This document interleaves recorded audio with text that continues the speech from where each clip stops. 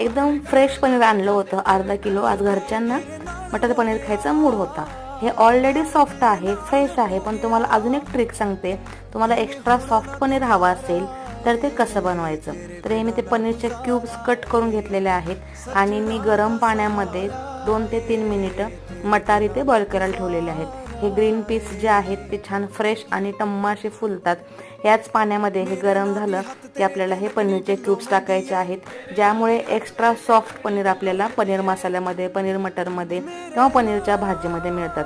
अगदी गरम पाण्यामध्ये पनीर टाकल्यानंतर 2 ते 3 मिनिटच फक्त ठेवायचं आहे.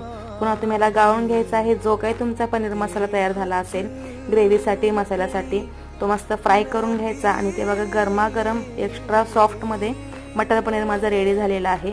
फुलके, चपाती, रोटी, जिरा राईस, मटर rice, naan. Enjoy your favourite food. Video आवडला असेल तर लाईक करा, शेअर करा, सबस्क्राईब